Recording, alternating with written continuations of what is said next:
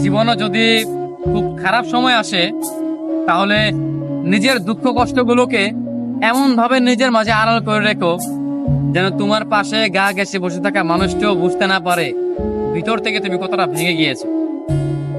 কখনো যেন সে বুঝতেই না পারে তোমার ভীষণ মন খারাপ, তাহলে সে তোমার মন আরো খারাপ করে দিবে।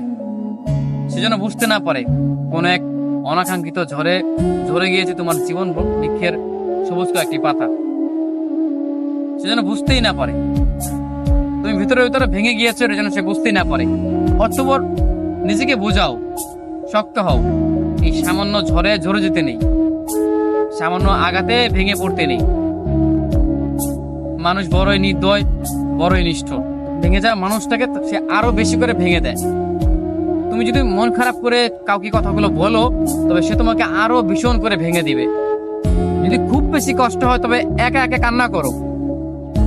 দরজা বন্ধ করে একা রুমে নিজের কান্নাগুলো নিজের সাথে শেয়ার করো, নিজের দুঃখ কষ্টগুলো নিজের সাথে শেয়ার করো। তবুও কোনো মানুষের কাছে না যাও, কোনো মানুষকে তবুও না বলো যে তোমার ভিতরে ভিতরে কেমন কষ্ট হচ্ছে, কি সেই অনুভূতি, সেগুলো তুমি মানুষের সাথে শেয়ার না করো। কারণ মানুষ বড়ই নির্দয়, বড়ই নিষ্ঠুর। তারা ভেঙে যাওয়া মানুষগুলোকে না বাঁচিয়ে উল্টো তারা আরো বেশি করে ভেঙে দেয়।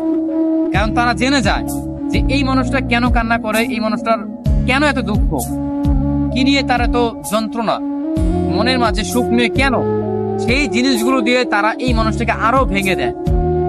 অতএব তুমি দেখবে একটা জীবনে একটা পর্যায়ে তুমি দেখবে যে জীবনে যতগুলো মানুষের সাথে তুমি তোমার দুঃখের কথাগুলো কিংবা লাইফে গড়ে যাওয়া ঘটনাগুলো শেয়ার করেছো, সেগুলো একদমই ভুল ছিল। নিজের কাছে নিজের দুঃখ কষ্টগুলোকে জমা করে রাখো।